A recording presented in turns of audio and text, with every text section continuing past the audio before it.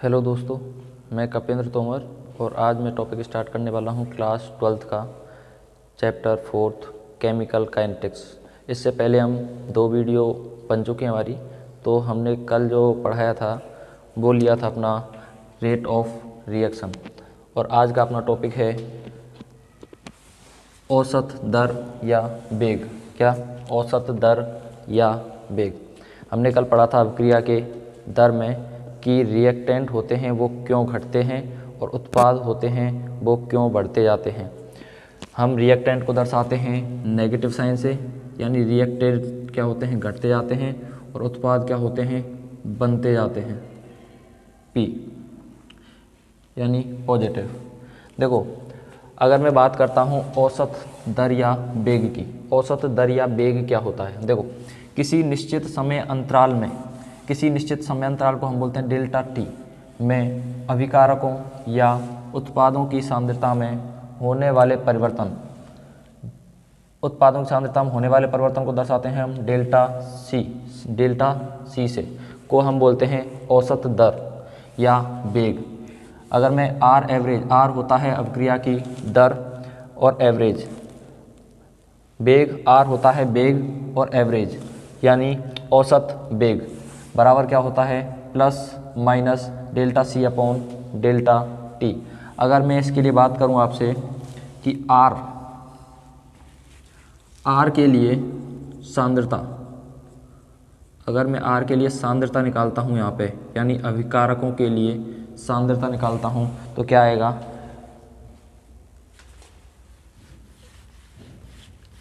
ये आएगा आपका माइनस डेल्टा आर। ये क्या हो जाएगा, यानी बाद वाली सांद्रता में से यहाँ पे आएगा आपका डेल्टा माइनस बाद वाली सांद्रता में से हम क्या कर देंगे, पहले वाली सांद्रता घटा देंगे यहाँ पे। यह आएगा आपका आर के लिए सांद्रता। अगर मैं नेक्स्ट बात करता हूँ कि उत्पाद के लिए सांद्रता, यानी पी के लिए सांद्रता की बात करता हूँ, पी के लिए सांद्रता क्या आएगी, यानी उत्पाद को हम क्या मानते हैं, हमारी रिएक्शन चलती है इस तरह से, यानी रिएक्टेंट क्या होते हैं, समय के साथ घटते जाते हैं और उत्पाद क्या होते हैं, बढ़ते जाते हैं। तो रिएक्टेंट के लिए तो लिया था हमने माइनस साइन, और प्रोडक्ट यानी उत्पाद के लिया है हमने पॉजिटिव। अगर मैं उत्पाद के लिए सांद्रता यानी पी के लिए सांद्रता निकालता हूँ, तो पी के लिए सांद्रता क्या आएगी, यहाँ पे delta P equal to minus की जगह क्या आएगा, पॉजिटिव उत्पाद की बात कर रहे हैं तो डेल्टा, यानी उत्पाद की बाद नई वाली सांद्रता में से पहले वाली सांद्रता क्या कर देंगे, माइनस कर देंगे यहाँ पे। अब मैं नेक्स्ट बात करता हूँ कि ये जो कोष्टक हैं इनको क्या बोलते हैं हम। जैसे कोष्टक को मैं मानता हूँ यहाँ पे, इस कोष्टक को, ये कोष्टक यहाँ पे मैं मान लेता हूँ x, ये कोष्टक कहलाता है आपका x की सांद्रता। इसको क्या बोलेंगे हम, x की सांद्रता, इसको बोलते हैं सांद्रता, x की सांद्रता, x की सांद्रता या सांद्रण या सक्रिय द्रव्यमान,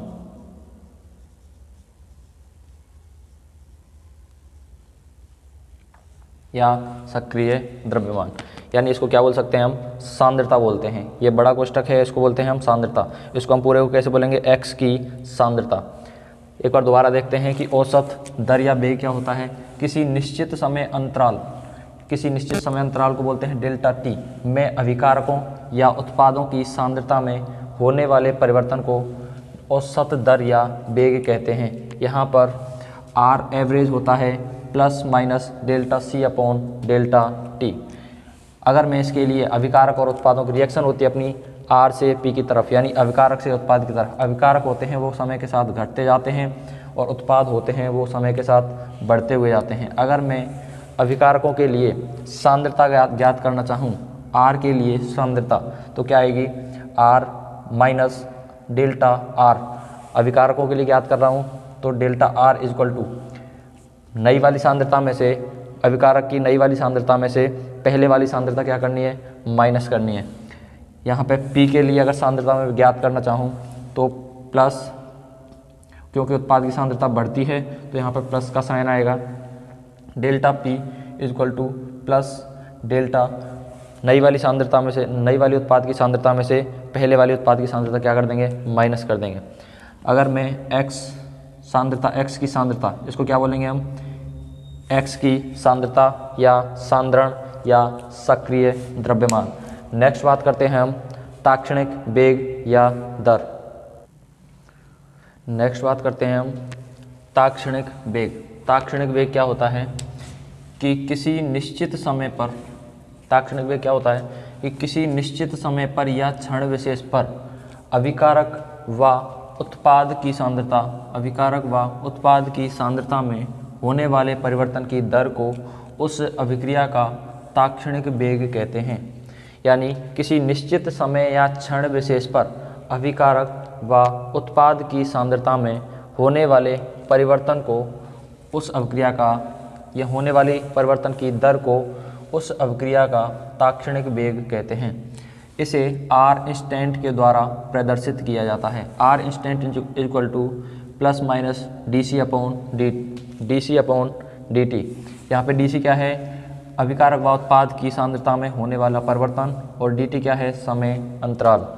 अगर मैं बात करता हूँ अभिकारकों के लिए R इंस्टेंट, अगर मैं अभिकारक के लिए निकालना चाहूँ, अभिकारक के लिए क्या जाएगा, अभिकारक आपको पता है रिएक्शन होती है R से P, यानी R हम लेते हैं माइनस क्यों लेते हैं, क्योंकि अभिकारक की सांद्रता समय के साथ घटती है और उत्पाद की सांद्रता समय के साथ क्या होती है, बढ़ती जाती है। इसलिए सबसे पहले मैं निकाल रहा हूँ यहाँ पे अभिकारकों के लिए तो माइनस, यहाँ पे D अभिकारक के लिए निकाल रहा हूँ तो यहाँ पे D अपॉन R अपॉन नीचे क्या आएगा, dt। अगर मैं उत्पाद के लिए निकालता हूँ यहाँ पे R इंस्टेंट इक्वल टू, उत्पाद के लिए आएगा यहाँ पे प्लस D, R की जगह आ जाएगा P अपॉन dt। ये आ गए अभिकारक और उत्पाद के लिए। अब मैं यहाँ पे बात करता हूँ कि अभिकारकों की सांद्रता क्यों बढ़ती है और उत्पादों की सांद्रता क्यों बढ़ती जाती है। आगे बात करता हूँ मैं कि रिएक्शन है अपनी, जैसे ये हो रही है रिएक्शन R से P की तरफ। अगर मैं समय मान लेता हूँ यहाँ पे कि t बराबर 0 समय पर जो अभिकारक हैं वो क्या हैं, 10। क्या मान लिया मैंने, अभिकारक की संख्या है 10, अभिकारक मैंने मान लिया 10, और 0 समय पर उत्पाद क्या होंगे, यानी अभिक्रिया अभी शुरू नहीं हुई है तो उत्पाद क्या है, 0। अगर मैं समय मान लेता हूँ यहाँ पे 1, समय बढ़ाता जाता हूँ, समय के साथ क्या होता है, अभिकारकों की सांद्रता घटती है और उत्पादों की सांद्रता क्या होगी, बढ़ेगी। तो अभिकारक कितने हो जाएंगे यहाँ पे 8, उत्पाद कितने हो जाएंगे 2। अगर मैं समय मानता हूँ यहाँ पे 2 तो रिएक्टेंट कितने रह जाएंगे यहाँ पे 6, और यहाँ पे प्रोडक्ट कितना बनेगा 4। समय बढ़ा लेता हूँ मैं 3 तो यहाँ पे 4 और ये क्या हो जाएगा 6। अगर मैं समय करता हूँ यहाँ पे 4 तो यहाँ पे 2 और अभिकारक कितने, उत्पाद कितने हो जाएंगे 8। अगर t बराबर 5 समय पर अगर मैं बात करता हूँ तो समय r बराबर कितना हो जाएगा आपका 0 और उत्पाद कितने हो जाएंगे 10। अब देखो मैंने बात की यहाँ पे, अगर मैं इनके लिए ग्राफ बनाना चाहूँ कि अभिकारकों की सांद्रता के लिए ग्राफ और उत्पादों की सांद्रता के लिए ग्राफ, तो देखो सबसे पहले अगर मैं अभिकारकों की सांद्रता के लिए ग्राफ बनाता हूँ तो ग्राफ क्या होगा, देखो ग्राफ बनेगा आपका इस तरह से। क्यों, अभिकारकों की सांद्रता क्या होती है, समय के साथ घटती है। तो देखो ये बनेगा आपका इस तरह से ग्राफ, यानी इसको मैं मान लेता हूँ यहाँ पे P1 और इसको मानता हूँ मैं P2, और यहाँ पे अगर मैं मान लेता हूँ इसको T1 और इसको मानता हूँ मैं T2। T1 और T2 के इनके मध्य का अंतराल मान लेता हूँ मैं क्या, डेल्टा T, कितना, डेल्टा T, और इसको मान लेता हूँ मैं डेल्टा P। यहाँ से यहाँ तक कितना हो जाएगा ये, डेल्टा P, ये हो जाएगा आपका डेल्टा P। अगर मैं यहाँ पे बात करता हूँ, यहाँ पे देखो मैंने कहा था समय के साथ अभिकारक उत्पादों की सांद्रता क्या होती है, बढ़ती है। सबसे पहले मैं बनाता हूँ अभिकारकों के लिए, सबसे पहले मैं बनाता हूँ अभिकारकों के लिए। अभिकारक के लिए बनाता हूँ मैं, अभिकारक के लिए बनाना है पहले हमें, तो अभिकारक के लिए बनाना है तो सबसे पहले मैं अभिकारक के लिए बनाता हूँ। यहाँ पे अभिकारक के लिए क्या हो जाएगा, ये बनेगा आपका अभिकारकों का, सॉरी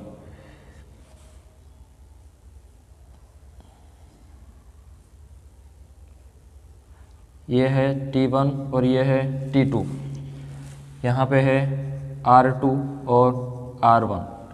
अभिकारकों की सांद्रता क्या होती है, समय के साथ घटती जाती है, घटेगी। देखो इस समय को मान लूँ मैं डेल्टा T, यहाँ से यहाँ तक T1 से T2, ये कितना है डेल्टा T। अब देखो समय के साथ अभिकारकों की सांद्रता क्या हो रही है, यहाँ पे देखो समय देखो आप, देखो क्या हो रहा है, समय के साथ अभिकारकों की सांद्रता क्या हो रही है, घट रही है। यहाँ पे देखो समय बढ़ रहा है, यहाँ पे समय था ये, तो अभिकारकों की सांद्रता क्या थी, बढ़ रही थी, अधिक थी। t बराबर 0 समय पर अभिकारक क्या थे, अधिक थे, और t बराबर t2 समय पर देखो यहाँ पे अभिकारक क्या हो गए, कम हो गए। तो समय बढ़ने के साथ साथ अभिकारकों की सांद्रता क्या होती है, घटती है। अगर इसको मैं एक एग्जाम्पल के तौर पर समझूँ, यहाँ पे देखो अगर मैं इनमें से कोई समय मान लेता हूँ, यहाँ पे कोई भी 2 समय मान लेता हूँ, एक तो मैंने मान लिया t बराबर 0 समय पर और एक मान लिया मैंने t बराबर 2 समय पर। अब आपको पता है अभिकारकों की सांद्रता के लिए मैंने आपको लिखाया था R की सांद्रता, R की सांद्रता। R की सांद्रता कैसे निकालेंगे, minus delta R equal to क्या आएगा, minus delta R2 minus R1, क्या आ जाएगा R2 माइनस R1। R2 क्या हो जाएगा, देखो ये हो जाएगा आपका R1 और ये हो जाएगा आपका R2। तो मैं यहाँ पे मान रखूँ, मान क्या आ जाएगा, यहाँ पे मान रखने पर यहाँ पे आएगा आपका R2 का मान जैसे ही रखेंगे, अगर मैं यहाँ पे R का मान रखता हूँ, अगर मैं R की सांद्रता निकालता हूँ, R2 क्या हो जाएगा यहाँ पे देखो TR की जगह क्या रख सकता हूँ मैं, यहाँ पे रख सकता हूँ मैं माइनस D कोष्टक में R2 minus R1 upon DT, और DT क्या होता है अपना T2 माइनस T1, इसकी जगह क्या रख सकता हूँ मैं T2 माइनस T1। अगर मैं यहाँ पे रखूँ मान, क्या आ जाएगा यहाँ पे आएगा, ये माइनस में है तो क्या आएगा, R2 का मान रखूँगा मैं यहाँ पे, R2 का मान कितना है 6 और R1 का मान कितना है, यहाँ पे R1 क्या हो जाएगा, ये हो जाएगा यहाँ पे R1 और R2 क्या हो जाएगा 6। तो R2 कितना है 6 और R1 कितना है यहाँ पे 10, कितना 10 अपॉन T2 कितना है यहाँ पे, T2 है आपका 2 और T1 कितना है यहाँ पे 0, तो कितना आएगा आपका माइनस के 4/2 बराबर माइनस का 2। तो अभिकारक की सांद्रता किस में निकल के आ रही है, माइनस में। अगर मैं यहाँ पे उत्पाद की सांद्रता निकालूं, उत्पाद की सांद्रता कितनी आएगी, अगर इसी तरह से मैं उत्पाद की सांद्रता निकालता हूँ P की, तो P की सांद्रता कितनी हो जाएगी आपकी P2 minus P1 upon T2 minus T1, कितनी आ जाएगी, P2 क्या है यहाँ पे, P1 ये है और P2 क्या है ये, तो P2 4 माइनस P1 कितना है 0 बटे T2 कितना है यहाँ पे, T2 क्या माना था हमने, यहाँ पे है 2 और T1 क्या है 0, तो कितना आएगा आपका 4/2, 4/2। मतलब यहाँ पे देखो कितना आ जाएगा, यहाँ पे अगर मैं इसका मान रखता हूँ तो 4 माइनस P1 कितना है 0 बटे T2 कितना है, T2 है आपका 2 माइनस और T1 कितना माना है हमने, ये है आपका 0, तो ये हो जाएगा। हमें T1 और T2 इसके हिसाब से नहीं मानना है, हमने जो समय माना है, पहले जो समय माना है उसको T1 मानेंगे और बाद में जो समय माना है उसको क्या मानेंगे हम, T2 मानेंगे। तो यहाँ पे क्या आ जाएगा आपका 4/2 इक्वल टू, यहाँ पे 2 किसका आया, पॉजिटिव का।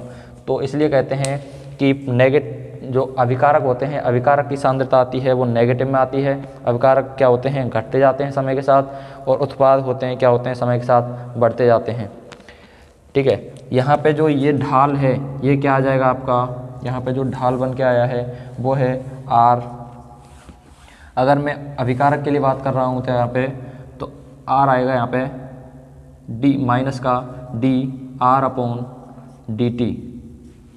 अगर मैं उत्पाद की सांद्रता के लिए बात करता हूँ, यहाँ पे उत्पाद के लिए ग्राफ बनाता हूँ, उत्पाद की सांद्रता के लिए, उत्पाद की सांद्रता क्या होगी, समय के साथ बढ़ेगी, तो ग्राफ बनेगा आपका इस तरह से, यानी उत्पाद की सांद्रता समय के साथ क्या होती है, बढ़ती है। तो यहाँ पे ग्राफ बनेगा आपका इस तरह से।